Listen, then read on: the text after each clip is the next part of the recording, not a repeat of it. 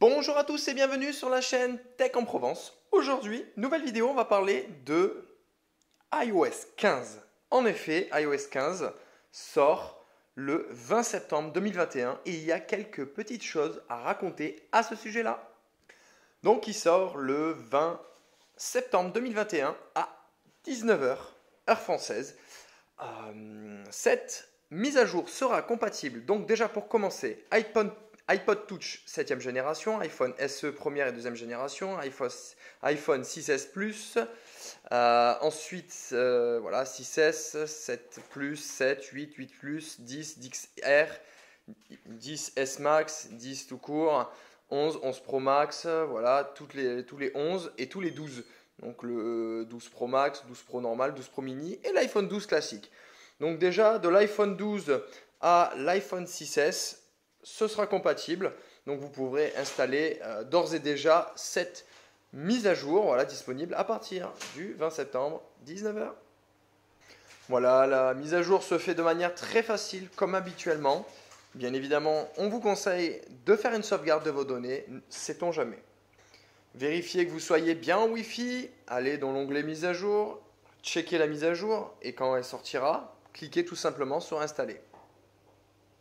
Donc première des choses, des nouvelles fonctionnalités d'iOS 15, c'est le mode focus. Ce mode focus vous permettra de mieux vous concentrer dans la journée par rapport à vos notifications puisque vous pourrez régler, et c'est un mode intelligent de notification qui vous permettra, voilà, d'être tranquille lors des bons moments, et voilà, vous pouvez programmer et aussi en avoir une utilisation intelligente.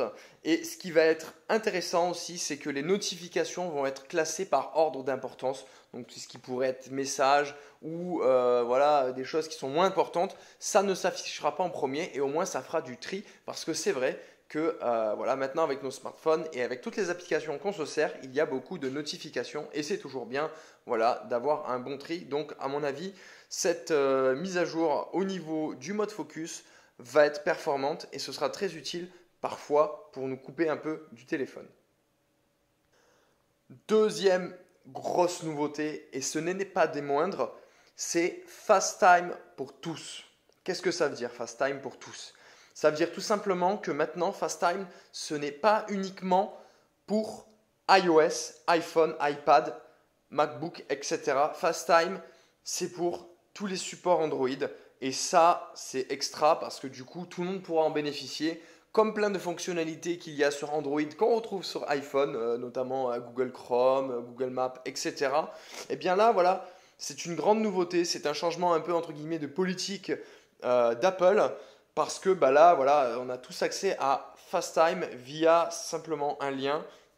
Donc tout simplement, il faudra potentiellement télécharger l'application FaceTime sur Android et voilà, et on pourra échanger avec des personnes qui ont des iPhones ou non. Et je trouve que c'est une belle nouveauté parce que voilà, ça pourra permettre à tout le monde d'utiliser FaceTime de manière très facile, parce qu'il faut savoir le reconnaître, c'est quand même une bonne application voilà, de messagerie visuelle. Le mode FaceTime, bien évidemment, a été encore amélioré au niveau de la vidéo, au niveau du mode portrait, et ça a été également amélioré au niveau du son et du son en arrière-plan. Voilà, le son est bien géré, mieux géré. Du coup, on entendra mieux vos voix, il y aura moins de bruit parasite, etc., etc. Donc vraiment, l'application FaceTime a été aussi retravaillée et ça, c'est une très bonne chose.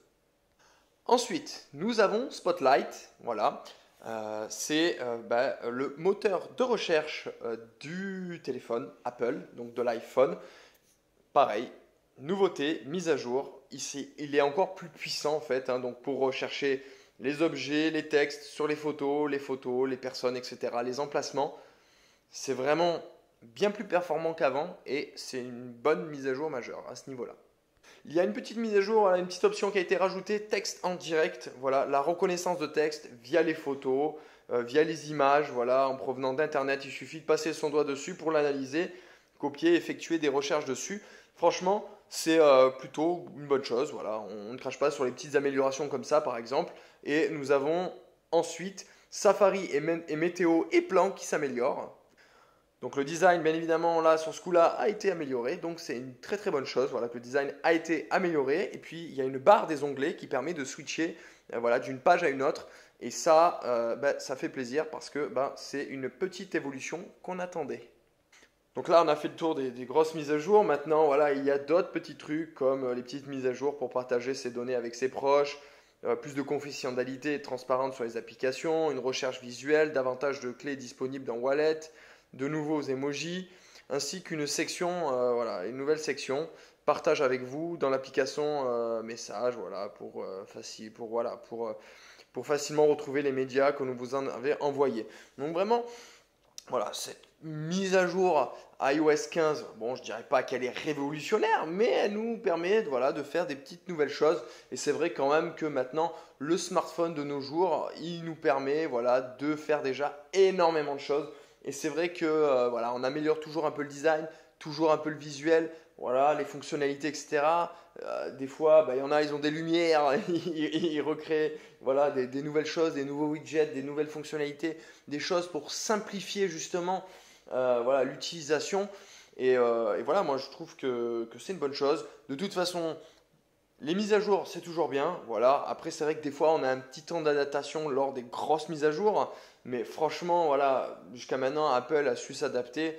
Et voilà, donc après voilà, on choisit son camp, Android, Apple, chacun son truc. Moi, personnellement, j'adore Apple, j'adore Android. Je suis passionné de technologie, je suis passionné de logiciels, de mise à jour, voilà, de tout ce domaine-là. Donc vraiment, je suis content à chaque fois qu'il y a des avancées et qu'il y a des nouvelles fonctionnalités. Donc c'est que positif. Voilà, en tout cas, n'hésitez pas en tout cas de regarder dans la description, je vous ai mis des petits liens croustillants. Donc n'hésitez pas à regarder si vous êtes curieux. Bien évidemment, mettez un gros pouce bleu à cette vidéo si elle vous a plu. Abonnez-vous à la chaîne pour donner de la force et pour avoir les dernières nouveautés. Et pour l'heure, je vous dis à très bientôt pour de nouvelles vidéos sur la chaîne Tech en Provence. Bye bye.